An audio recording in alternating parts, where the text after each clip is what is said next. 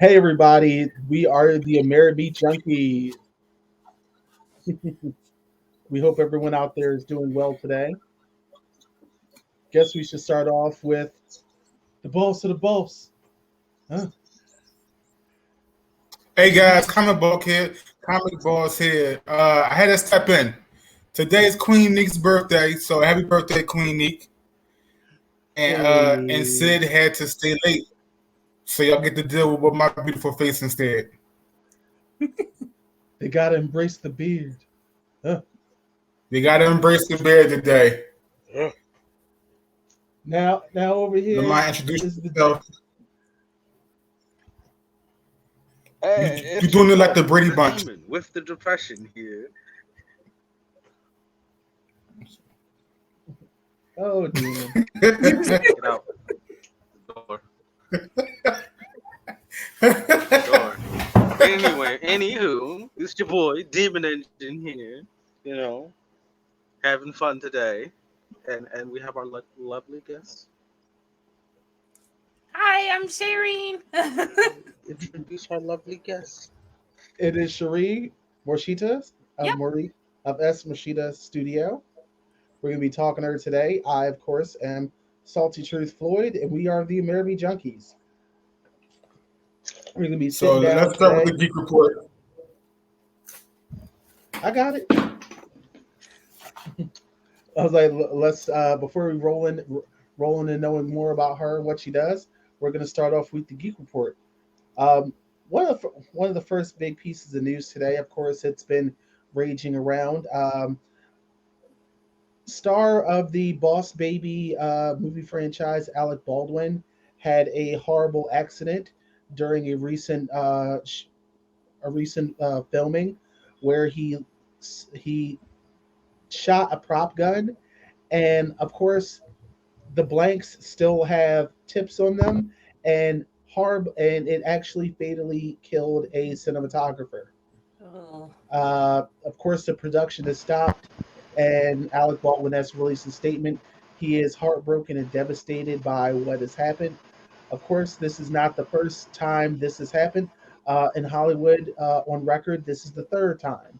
One time being a model in the break between shots for another movie, and of course the most infamous one, Brandon Lee for The Crow.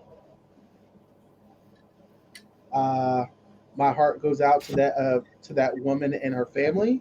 This is it's a very horrible accident. Everybody's life changed in a blink of an eye on that set. Yeah, that was of all things to go down, that was definitely the most unexpected. I'm like when I first saw the news of it, I honestly wasn't sure if it was some sort of weird joke. But and not just her, but the director or the producer, he got hit as well. He's out of the hospital now, but a few straight fragments hit him too. I can only imagine what I'd going through right now. Also, sorry to be the double Debbie Downer, but voice actor Christopher Ayers, he also passed away. His most infamous role is the voice of Frieza for Dragon Ball Z. Wow. Yeah, I mean he's voiced plenty of characters, but that's definitely the top of the top. He will surely be missed. Is he the original voice actor for Frieza? He is the original English. The original American voice actor? Yes. Wow. So he's the one that could call them the Sans monkeys?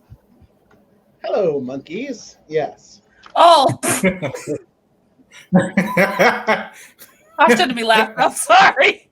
I mean, it's one of those things where the character, like, we all had a feeling that when he said that, it was his version of saying the N-word. So, Oh no. yeah, it was like, it's Okay. fine. Well, it's fine. It's fine. But either way, he was an outstanding, he was an outstanding stage performer. Yes.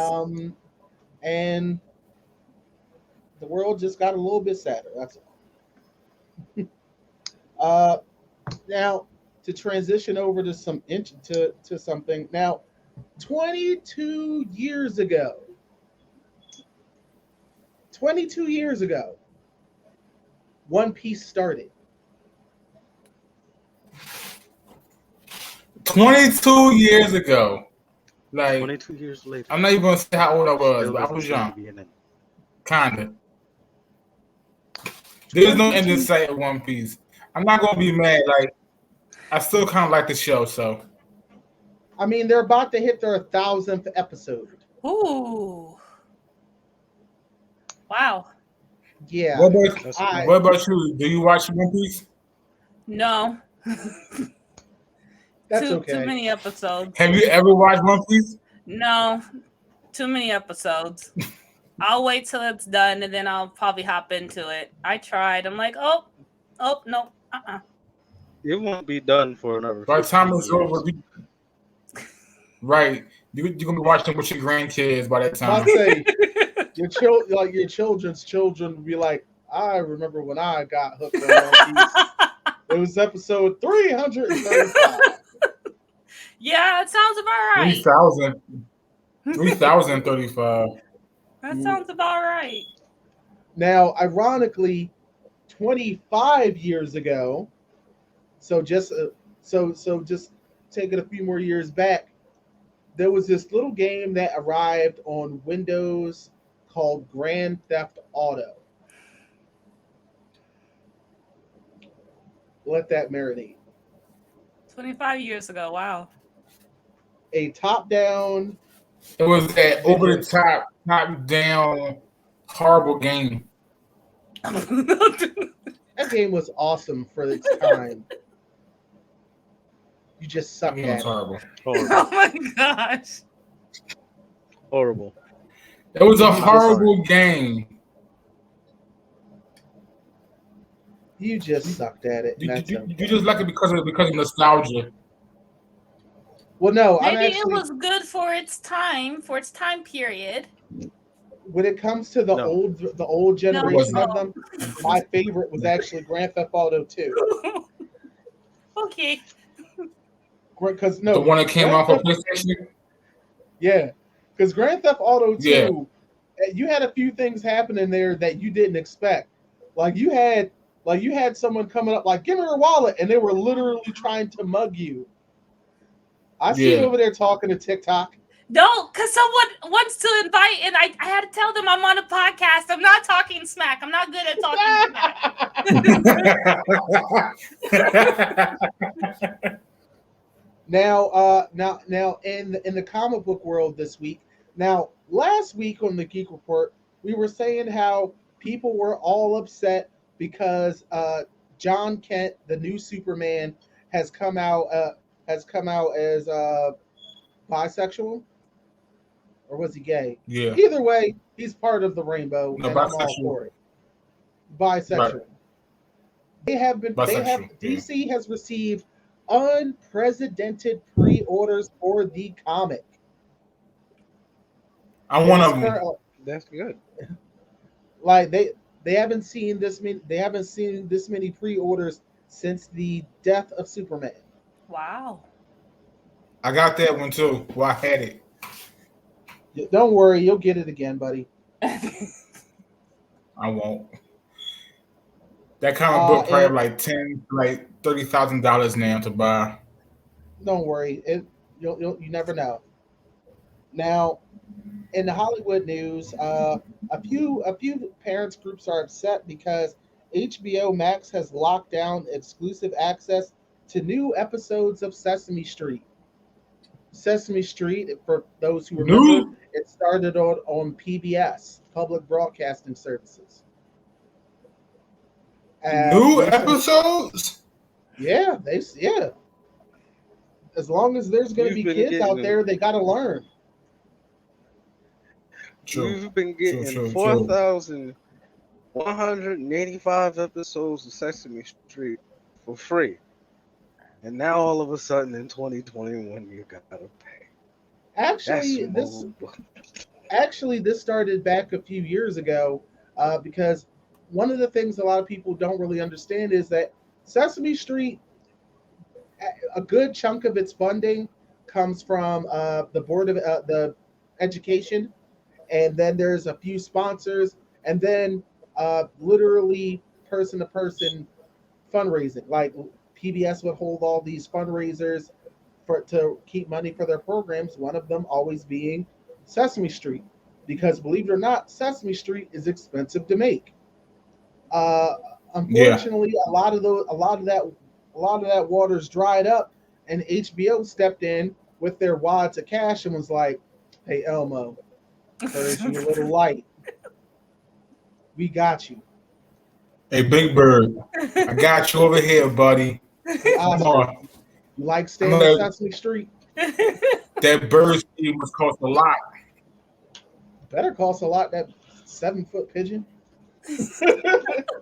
I thought he So was a canary. Huh? I thought he was a canary. whatever. Oh, okay. You Tweety always Is been a Bird, it seven foot Larry? pigeon to me. Tweety Bird is also a canary. They're It's a cousins, aren't they? Mm. Yeah, I didn't know what Big Bird was until just now. I was today years old when I thought he was a damn canary. It's a I thought big he ass canary. was like a chicken or something. No, he's a canary. That's Big that is a Bird huge canary. that is a Pokemon. That is one of the legendary No. birds. That That whole is one of show is just Pokemon. They just walking around with elephants and mutant canaries, teaching kids how to say the number 6. What have they been showing us all these years? And The hostile takeover is soon to come. Humanity's last days are written, set in stone. and they were brought to you by the letter C. In other news, the star of 10 Cloverfield Lane, she just came out. She made a statement during the filming. She honestly didn't know they were making a Cloverfield movie, and I'm just like, I love to jab at J.J. Abrams. I really do. Of course, you didn't know you were making a Cloverfield movie. No one knew, because at the end of the day, J.J. Abrams was like, I'm going to add some aliens and make it related to Cloverfield, because that's exactly how the last 2 Cloverfield related movies went. The Seriously? Cloverfield Paradox, yeah, the Cloverfield Paradox that came out on Netflix, it had nothing to do with Cloverfield. They had to do reshoots and reshoot scenes on Earth to make it match for Cloverfield. Because the movie self-contained could have been its own mystery, but then they tied it into Cloverfield. Right. It's like it, and look, it just further goes that I honestly believe that J.J. Abrams might be one of the most interesting hacks of our time, but he started off so good, people thought he could do no wrong. I just waited for the other shoe to drop. Right. Look, I like Steven Spielberg, but I'll never forgive him for War of the Worlds. Plowing ahead. Plowing ahead. Meanwhile, at the House of Mouse, Disney Plus, of course they are still moving ahead with the Ahsoka series, Star Wars Ahsoka. Rosario Dawson's going to be reprising the role of Ahsoka Tano that she picked up in the second season of The Mandalorian. And Hayden Christensen has signed on to return as Luke. I mean, Yes. whatever you want to call him, Vader. Yes. Anakin, Vader. Seriously? Yeah. Oh, I'm excited. I seen Hayden Christensen. I seen Hayden Christensen at Disney taking pictures. I was wondering what he was there for. Hayden Christensen, as most folks know, a lot of his acting work has been sporadic since Revenge of the Sith. Right. I don't think it's necessarily his fault. I will never get that scene out of my head. Master Skywalker, what are we going to do?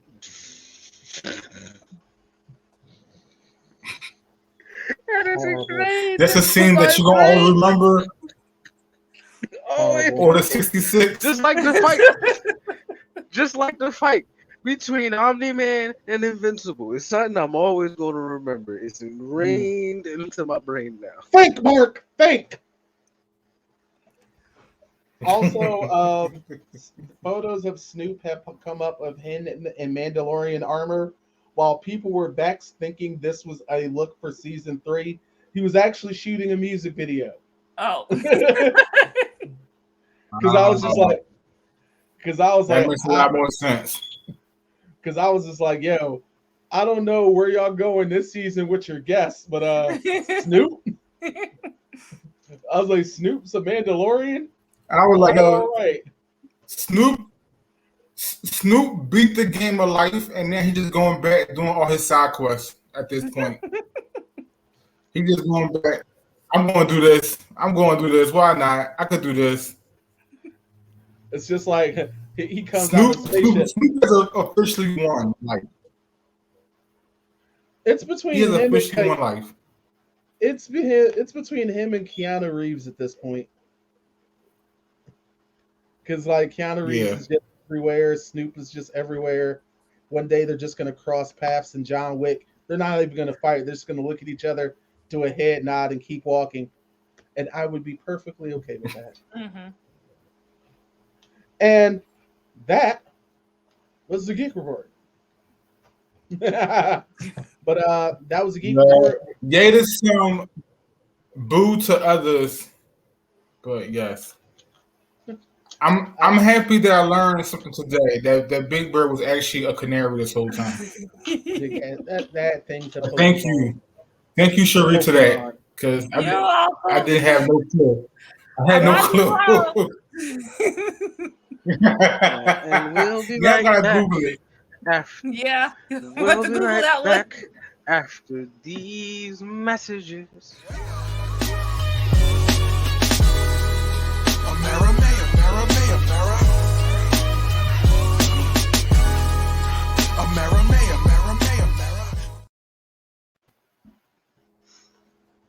See, Engine's too old to remember the Joan on Channel 6. But after these messages, we'll be right back.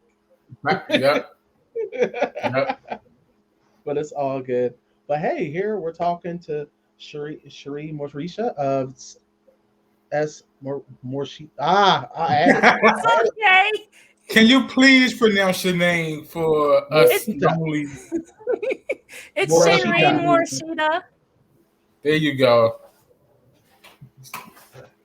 So go ahead. No, go ahead, boss. I'm gonna let you take it from here.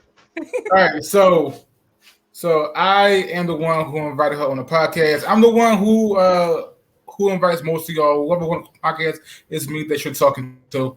I am a fan of Sharea and your manga, which in a genre that I really don't read. You know, I'm more of an action killer type manga, but I came across yours and I read it because you're a black manga creator that I really don't know too many. So I had to read yours, and you have an amazing manga. Thank you. I appreciate that. So, how did you get started? How did I get started with that story, or like how did I get started? Like all together with drawing. How'd you get? What's your origin story? Should I say? How'd you get started drawing, and what made you go into Love Fight? Well, I got started in drawing because I wanted attention that my big sister was getting. I'm the baby of 3, and my mom raised us as a single parent, so I craved that attention. So that's kind of how I got started in art. My sister, she painted and she drew, and they were like, "Oh my god, it looks amazing!" So it's like, I want to paint. I want some of that praise. And also, since I'm not very good with communication and trying to get my point across to where I connect with people, I use pictures. That really helps me to like kind of make friends and connect with people. So that's kind of how I got into kind of like comics, because you know, when you're seeing and drawing, people kind of, oh, what are you drawing? I'm drawing this. And you know, I get hyper fixated on certain things. So it's like if someone else has like that same interest, I'm able to, you know, chatter away with them. So with the story of Love Fighting, that came around because I was watching different variety shows. I don't know if you guys seen there was this Japanese variety show called Silent Library, and I watched that and it cracked me up, which led me over to the Korean variety shows where they were doing couples, different celebrities paired together as married couples, and the show was hilarious to me. I loved it. I'm like, well, I want to do a story like that. So that's kind of also where Love Fighting, the premise came from. And since I was already struggling a lot with like internal things, self-identity, my self-esteem, just different mental things, because I just had my kids. So I'm like, I need to put all this in a positive outlet. So with the premise of the different Korean variety shows, plus my struggles and wanting to communicate that and connect with other people, that's how Love Fighting was created. Okay. Awesome. Awesome. So growing up, what was one Corey. of your big inspirations? What did you love to draw the most growing up? Garfield. I love Jim Davis's Garfield. The sense of humor. He was so sarcastic, and then also I it was Garfield. Hands down, I love Garfield. I love like the storytelling style.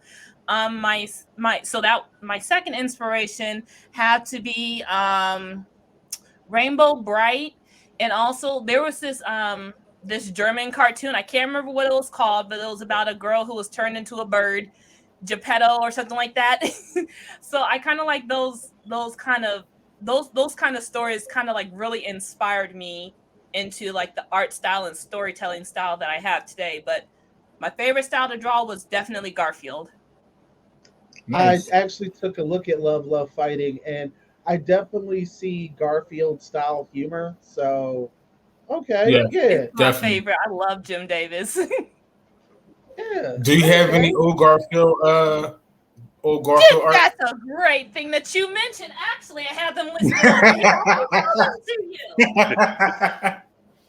you.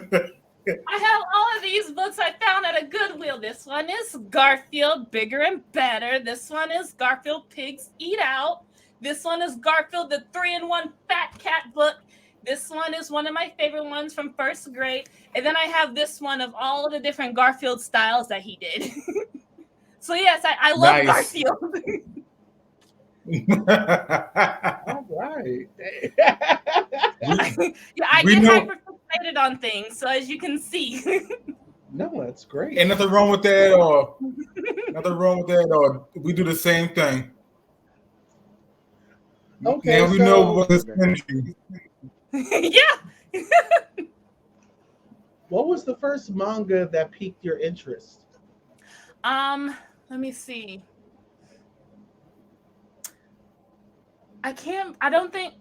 What was the first manga that I read? It might have been one of Clamp's mangas. Either Cardcaptor Sakura, or it might have been Pokemon manga, or it might have been Dragon Ball manga. They kind of all bleed together because I kind of like learned all of them all at once, and I have no clue how I stumbled on them. But the first like manga book, it might have been either Pokemon, Card Captor, or Dragon Ball when I found it at like the library. So yeah, I think one of those three, but I'm not for sure. It's all like clouded. It's just one day, boom, manga. Funny thing is, I could never find Dragon Ball manga at my library, but they always Really? had card captors. Yeah, we had No, Dragon Ball at ours. I feel like someone checked them all out, and it was just like they probably just belong to the streets now. These are mine. One day I'm gonna just find one that's gonna say are you property of the Free Library of Philadelphia. It's like I knew it. I knew it was there. do you have any favorites that you're reading right now? I'm glad that you asked. Actually, I do. I have all of Nozaki I love it. volumes, and I have Hanoko-kan, and I have Strobe Edge and Home So Sweet. I gotta reorganize it because I just messed up my order, so I can't bring them out to show you. But they're all here. And then I have a list. Oh, and then Inuyasha, and also have Kami-sama Kiss, and what is that one? I like Kami-sama Kiss. I Awesome. knew you were gonna be an Inuyasha fan. Yes, I love Inuyasha. Well, okay, I love the genre style. I'm annoyed by the relationship, but I still love it. The relationship is what made me walk away. I'm like, you know what? No, It triggers too much of my trauma, so I'm like, but I still like it. Have you watched the new generation? No, because I heard Kikyo's back, so I'm like, I don't want to go through that again. I'm away. I can't. My heart. No. No.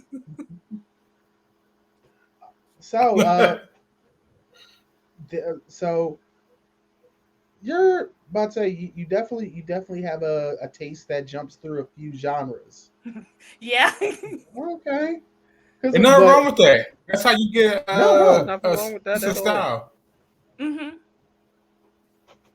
So how long did it take for you to develop your drawing style? Because one thing that definitely stands out in the books Mm-hmm. is your style. Because I'm like sometimes the art in between mangas, despite it being different artists, sometimes it ends up looking the same. Mm-hmm. I mean, of course, stuff from the Dragon Ball creator Toriyama, his particular style you can always see. But sometimes, I'm not gonna lie, with Bleach and Naruto, I'm like, some of these issues, I'm like, look like they were drawn by the same dude. Mm-hmm. But you have a very distinct style. So how did you figure that out? How did you cultivate that? I never really knew that I had a style, actually. I feel like my style jumps so much because it's weird. I'll see one eye style and it's like, ooh, I'm going to draw this eye style for a whole book series. And then I'll see another one, like I'll see like the lower eyelid. Someone does like the little hook like they do in High School Debut. I'm like, I'm going to take that lower eyelid and put it on this eye now. So I'll see like different art styles in different mangas, and I'll just take I like how the top of that lid looks. So I'll take that lid and stick it on there. So I think just looking at different art styles and then just getting fixated on a certain eyeball, and then I just like, I'm going to draw that eyeball, and I blend it in, and that's kind of where, because like School Memories has a different art style than Level of Fighting, and has more of the shoujo light style, because I fell in love with Honey So Sweet. I love like the big eyes and the shoujo sparkle, so I'm like, I'm going to draw that. So that's kind of how I never really realized that my style was noticeable to other people, because I'm always jumping and, oh, I like this, oh, I like that, and so I'm like, I'm gonna draw this. The main reason I always see different styles, I spent a lot of time working in an art museum. Ooh. So I've stared at paintings for hours on end, and and it got to a point I could tell which artist was doing what. You had the eye for art. See, I wish I had that. I don't have an eye for art. You have an eye for what you like, so you make art. Ah. I like how you put that. Yeah, I like how you put that because I'm like I'm not creative when I need something to base it off of. I can't like off of my head, but I like that. So, so I have a question for you. Do you see yourself making any stories that, for the art style, lean more into like the Garfield style? um, let me see. Do you see any I do inspiration have like coming from that series? like Azumanga Daioh. I do like that four coma style because like Garfield, it's more like a 3-panel kind of style with their is it yeah 3 panels. So I did do some comics about me and my kids called Mommy Diaries to where just some of the random stuff they said to me as little kids. So I do kind of like have that kind of stuff splattered around. I definitely would like to do more of those. It's just being a mom and paying bills. Not a lot of things are very funny. So I would like to get back into it when, stuff kind of settles down and starts being funny again. Okay. Fair enough. I mean, with kids and being a mom, I think like especially if they're young, everything they say or do is just so totally off the wall that Yeah. like it's a lot of like content there with kids because Yeah. like that old Bill Cosby show, kids say the darndest Yes. things. My kid said something to They me really today. do. My stomach was hurting and they're like, "Mom, we should just stay home. You can't take us to school." And I'm like, "You guys, honey, I can't take care of y'all while being in pain at the same time." Right, And they were like 2 right. seconds after that, they're yelling at each other because somebody slammed the door the way they did not like. So I'm I'm keeled over in pain trying to help them conversate like, "Okay, honey, why did you slam the door in your sister's face? Okay, sweetie, let him have 2 seconds to close the door." And then they're like, "Mom, are you okay?" I'm like, "I just told you I'm in pain." So yeah, kids are interesting. They're interesting. Lots of content. Yes, to say the least. Yes, yes. So for the people who don't know you or what your manga is about, what is Love Love Fighting? So, Love Love Fighting, that's about a girl who is dealing with her self value and self worth. She's having a hard time seeing her self worth outside of giving money to her dad or outside of doing whatever her cousin Krista tells her to do. She's kind of like basing all of who she is on her acts of services to others because then she feels like, well, I don't have any meaning if I'm not of use to somebody. And that's kind of where Love Love Fighting, the whole kind of premise of that is, and like her whole panic attack and her whole struggle with her whole identity kind of. I was trying to like display that or just get my emotions that I was feeling in out of my chest and down on paper. So that's kind of what Love Love Fighting, like the whole story is about, her finding her self-worth outside of what she can do for others, outside of her family, and just kind of start looking for love Within, for herself. that's actually it's a very deep and positive message that needs to be spreaded more in today's atmosphere. So I appreciate that. thank you I for Definitely. that. struggle Thank with you the for that. story. Yeah, so that's definitely something that needs to be out there more. So, man. Um, okay. Kudos to you for that one. Thank Mhm. you.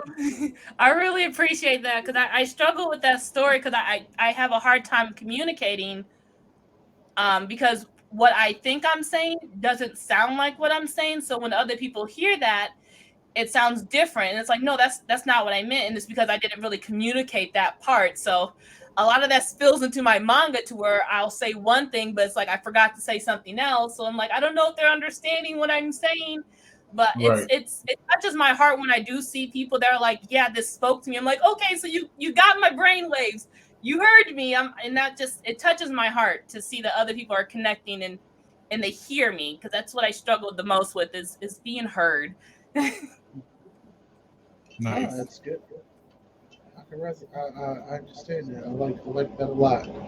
Okay, so it being October and all that, do you have a scary movie that is your favorite? I am terrified of scary movies. I can't handle them. but I do like thrillers. I like a good thriller, The but music scary video. movies. No, she meant the subgenre thrillers. I mean, I do like Okay, I Michael like Jackson's the thriller Michael music Jackson videos. video. Yeah, I mean, I do like that one. I can handle that one, but actual scary movies, no. But I can do the genre, the thriller genres. I like those, or like the Okay. psychological kind of genres. Okay. So what's one of your favorites in those realms? This is gonna be weird, but I like Phantom of the Opera. I know it's not a thriller, but it's kind of like, it's kind of spooky. I also like. Hold on. I also like what's it called? The one with David Bowie. The Labyrinth. I like that one. Labyrinth. Yeah, that's not really a thriller, but it's like psychological. It's such a classic, though. Mm-hmm. So It's a classic, yes. One other thriller that I like. And I'm not gonna lie, as a kid, a lot of those Muppets definitely freaked me out. You see, and then when the horse, the horse, is that the movie where the horse is going into the swamp, or was that that's the never-ending story? No, that's the never-ending story. Yeah, I like that one too. That But was that's about not making really children cry. Yes, I know. Yes. That was about making kids cry. I was hurt when I trade you when that horse died. Yeah. So I don't really think those are thrillers, but to me, those are like psychological type stuff. That I like something that kind of like messes with the brain a little bit. So would you consider? All right.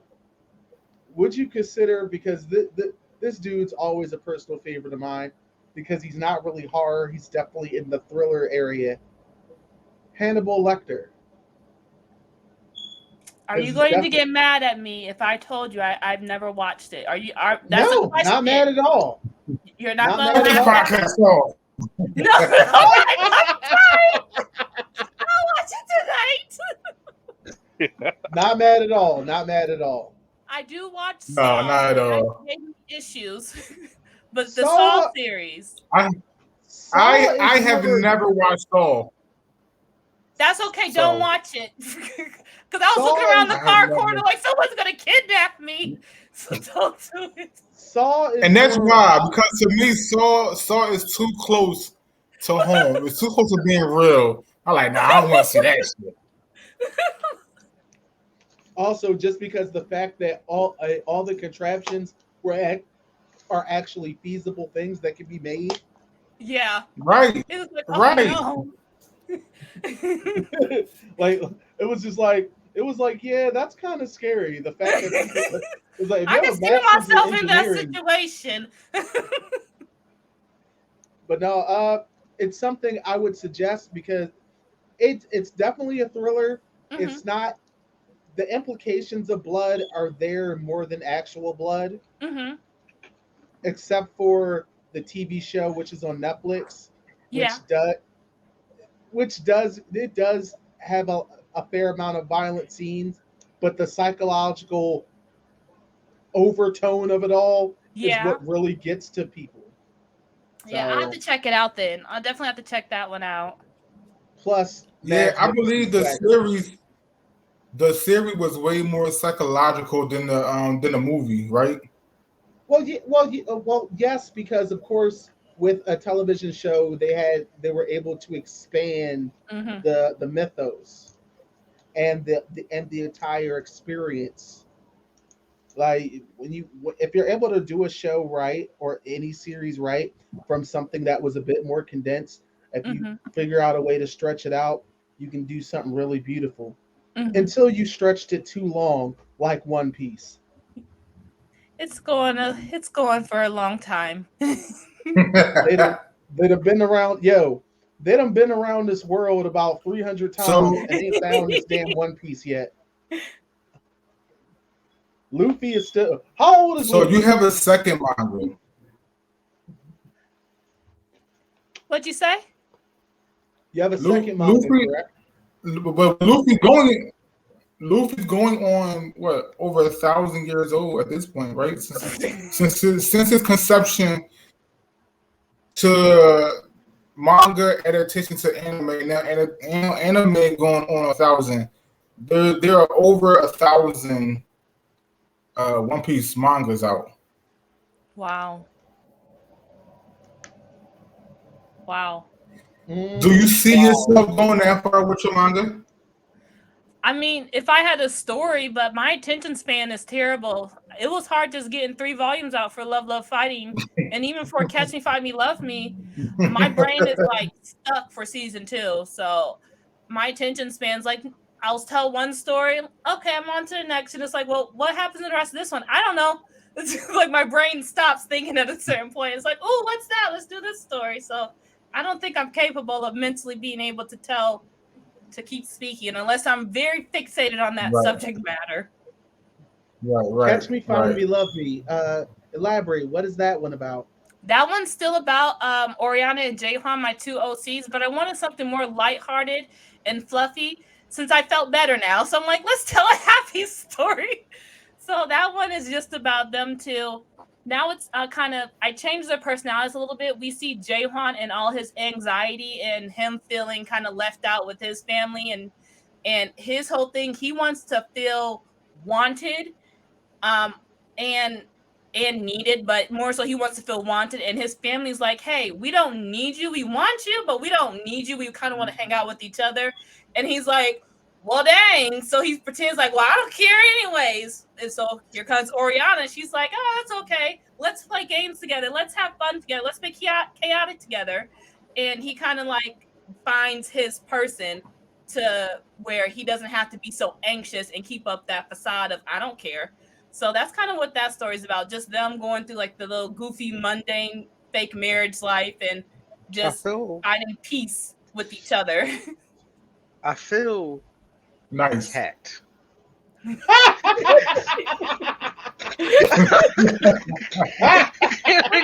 that character.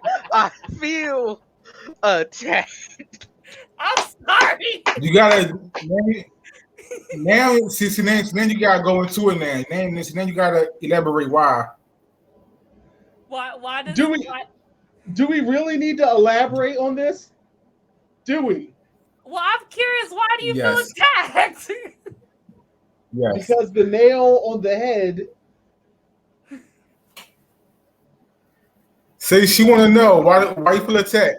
Nah, I just know it hit the nail on the head and it rung true for like 8 years of my life.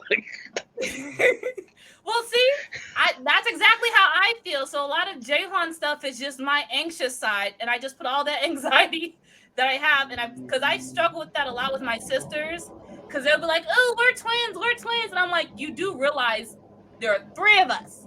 There's 3." But I don't care. Y'all go ahead and be twins on Facebook, posting all your pictures of each other. I don't care. So I kind of put that into Jaehyun. So it's okay. Nobody eats no one uses double mint gum anyway. Right. Don't nobody care. I don't care. So I want to get into the webtoons side, cause I know like you have a course and you teach people how to get on webtoons. Mm-hmm. Like, can you speak on that a little bit? So the course that I recently made was I wanted to show people how I use 3D models. Just show my process. That's literally what the course is. Just you're watching me draw a person using a 3D model, because I know a lot of people don't draw their webtoons or don't want to start because they feel that, well, I can't draw. I can only do stick figures. And I want to kind of help them get their story told, because it's like you got something inside of you that wants to come out, but because of, whether it's a limiting belief or maybe it's a lack of knowledge that's stopping you, I can at least help give some knowledge, and then I can hopefully help encourage them and hopefully break out of that limiting mindset to tell the story. So that's kind of what I do on my YouTube. That's what I do in my course. I'm just showing them my whole process, how to just draw a simple webtoon, a 4-panel one, nothing big. And I lost my train of thought, but that's literally what the course is, because I want to see more people like do their story, because it feels good to have someone who understands, what you're saying. And a lot of us use stories or comics to do that. And it's like, Here, let me show you how and draw your story.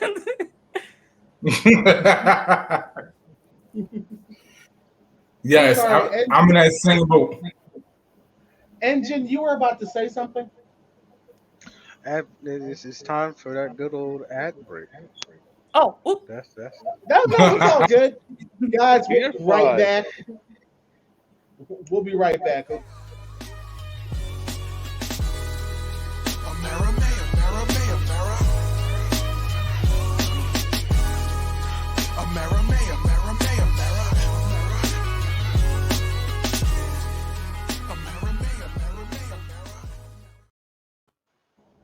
And we're back. Hey, And let the interview continue.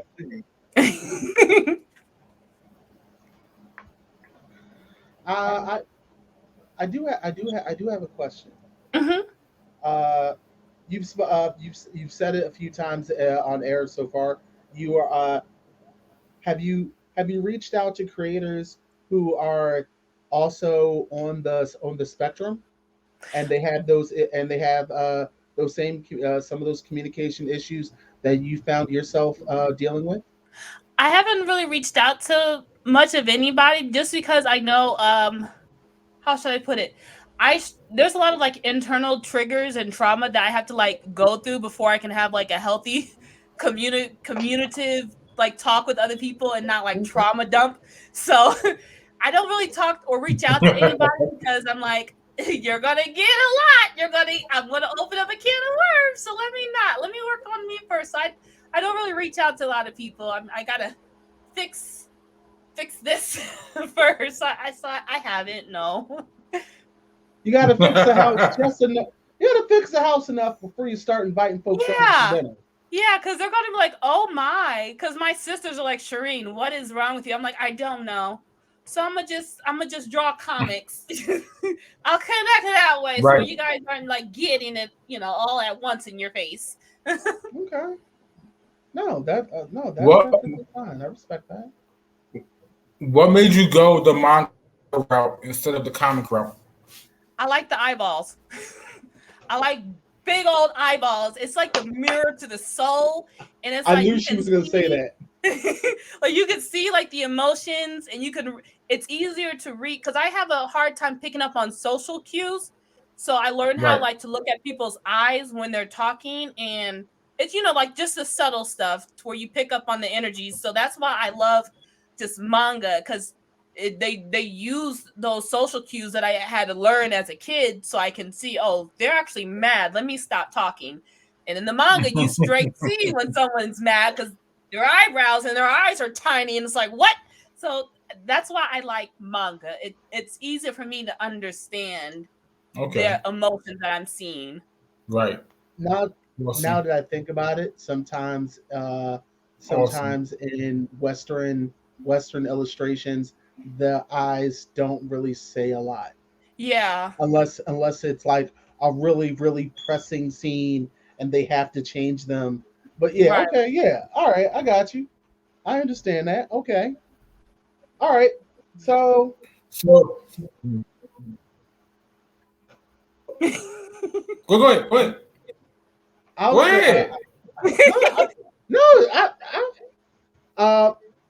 What was the first anime that drew you in?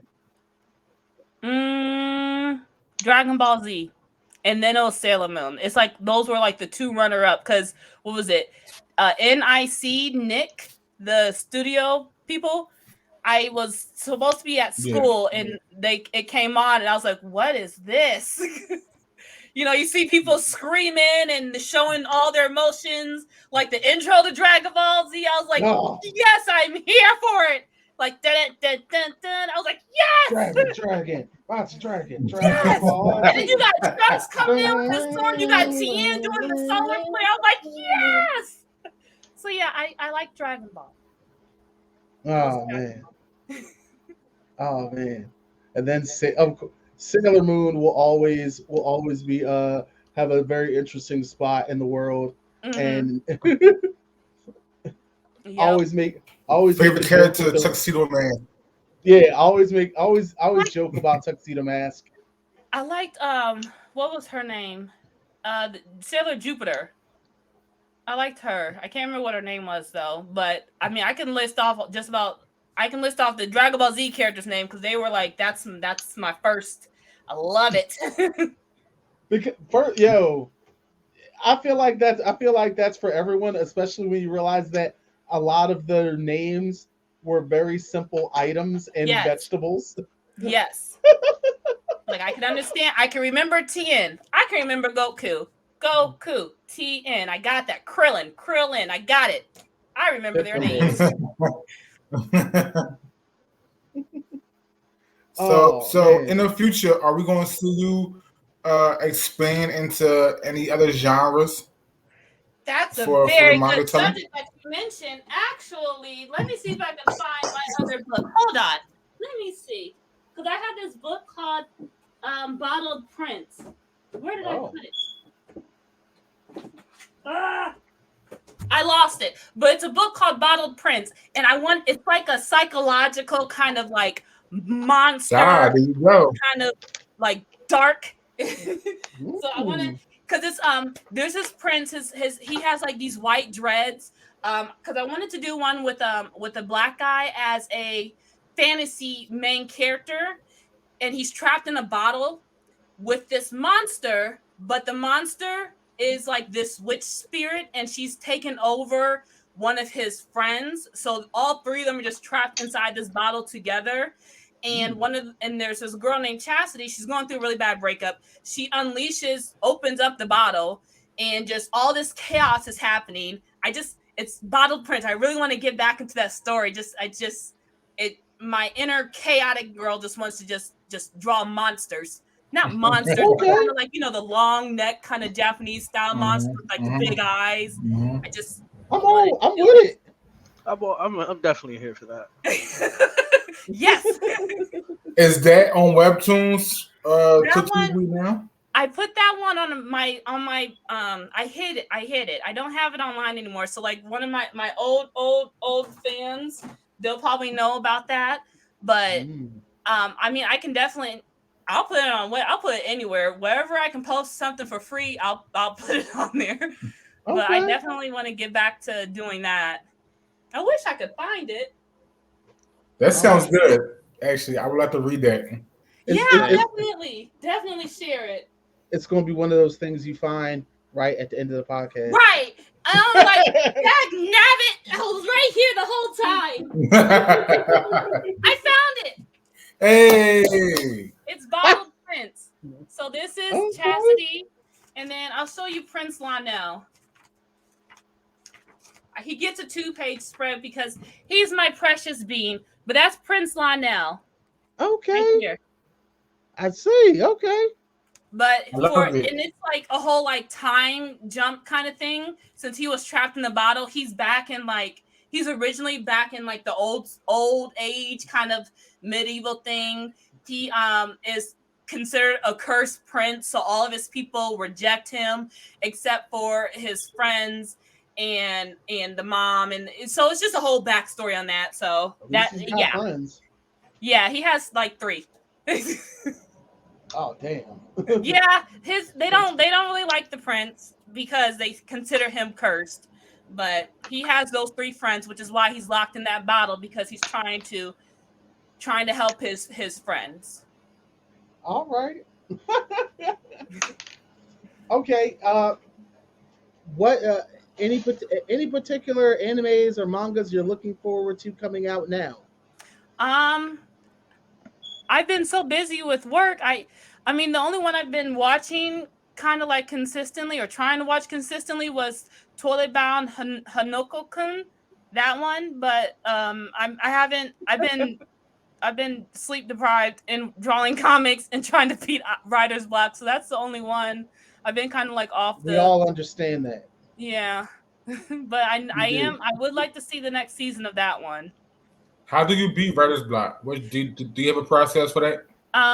What I do is I first look at what's actually causing my writer's block. So with Catch Me, Find Me, Love Me, and also with my other story, Whisper of Cinnamon, the things that's causing my writer's block is because I'm afraid that it will not live up to the hype or it will not live up to what I believe people are expecting for the story. So that fear is freezing me up to where I'm like, we can't, whatever I draw and whatever I do right, I scrap it. So that's how I can get over writer's block. If I tell myself, okay, yeah, I know it might not be what other people like. It might not live up to the expectation, but are you having fun? Do you like it? And that's usually what helps me get over that. But I've yet to tell myself I like it. So but that's how I do get over my writer's block when I allow myself to actually like my story. I have to look at what's causing it and then go from there logically. Awesome. Hey, I must say I like the honesty in that. I have no shame. I'm not sure what I should be ashamed of or shouldn't. So again, the social cues go over my head. I'll answer whichever question.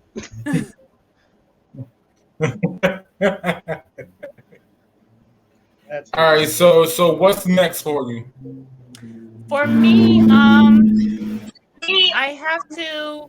I'm trying to get my blog posts going to keep sharing like more free content on how people can make their own webtoon. But the next thing for me is to get Whisper of Cinnamon done. It's another one-shot story that I'm doing, and then hopefully get Catch Me, Find Me, Love Me. Get season 2 of that going. So that's kind of like what's on my to-do list now. Whisper of Cinnamon and then Catching, Find Me, Love Me. And yeah, and just sharing stuff on YouTube, how to draw webtoons, how to make it with 3D backgrounds, all of that. Oh man. I love your titles. What'd you say? I love your title. I love your titles. And here, let me keep it a beam. When Braheim pointed you out and I looked at the titles you have, I was just like, she's got to be bringing something different to the table. Because I couldn't convince this guy to watch anything outside of action for years. For years, I'm telling you, for years. Well, yay! I picked that title randomly because, like, with Love, Love, Fighting, I heard somebody say that Huang Bo, one of my favorite actresses, she said, Love, Love, Fighting. I'm like, I like that. I'm going to use that. So that's how I came up with that. With Catch Me, Find Me, Love Me, that's like, with Jaehan, you got to catch me. With Oriana, let's fight. We're having fun, but let's fight. And then, the end with Love Me. Yeah, because Jaehan wants to be loved. He don't care, but he does, and he wants to be loved. So that's kind of how I came up with Catch Me, Find Me, Love Me. See, that's Corey's. That's his influences. Because, like he said, I would never have read any romance or a slice of life manga if it wasn't for him. It wasn't for that guy right there. I wouldn't because don't get me wrong, I love action animes. I even love horror animes. But you need a palate cleanser. You need something you need something to cleanse the palate, show you some lighter flavors. I'm glad. So, and even in the lighter flavors, there's a overwhelming amount of depth at times, depending on where you go. I appreciate that. So if you can get him to switch it up, maybe I can finally convince him to watch BoJack Horseman. Hey, maybe you can. Maybe he might. Yeah. You say no? Probably not, but we'll try. Quiet you. We'll try. I ain't even saying anything. Sharea, it has been an absolute pleasure. Thank you for having me. Oh my goodness. Please tell these folks out there where they can find you. I'm on Instagram, S Morishita Studio. I'm on TikTok, S Morishita Studio, and I have my website, s-morishitastudio.com. Hey, I'm about to say, why switch it up? And on there, they can find out on everything. How makes sense. Hold on, Mike. On there, they can find out how to take your course. Yeah, I have a lot of my information. A lot of my information is all free. The course is literally just seeing my process step by step. So even if they can't afford it, everything I share in that course is all shared for free on my website. So everything I give everything for free. Just the course is just you watching me drawing it. But yes, to answer that, yes. Okay. So we're gonna put everything in the description below, whether you're watching this on YouTube or listening on this through Spotify or whatever you listen to podcasts at. In order to find her, everything will be down below for y'all. We're gonna make it super easy for the people to find Sharea. Right? Thank you. Yeah. And before we go, of course, we always want to thank you, the listeners, the viewers, for tuning in to another episode of Amerime Junkies podcast. We wouldn't be able to do this without you guys, so we want to thank you guys very much. For those who are walking around or driving or listening to the podcast, or to the folks who are checking it out on video on your phone, we appreciate you guys very much. Don't Shout forget out to your check out- TikTok, Sharea. Yeah, I'll definitely. Are you guys on TikTok? Because I can. I'm on TikTok. Yeah, I believe I follow you on TikTok. Okay, I'm gonna have to find you so that I can because I got my live going right now. Let me see if I can find you on live. Yeah, I got it going right now. We want you guys to always check out our website, AmerimeMedia.com. That's AMERIMEMEDIA.com. And of course, if you're checking out the podcast, I hope you're downloading it, rating it, letting us know what you think. And of course, to you, the YouTubers, please like, subscribe, and share with a friend or two. We'll definitely appreciate it. And guess it's time for us to say goodbye. Who'd like to start? Hit that dusty trail. Hit that dusty trail. Say goodbye, Comic Boss. Goodbye, Comic Boss. Demon. See you later, Space Cowboys. Sharea. Bye. Thank you guys for tuning in. This is Salted True Floyd for Amerime Media. Take care of yourselves and each other. Be well. Niko Smith, happy birthday. Happy birthday, Niko. Hi, everybody. This is Corey Salted True Floyd for Amerime Media, and I hope you enjoyed this podcast video. Please like, comment, and subscribe, and don't forget to check out our other videos right over here. You have a good one. See you around.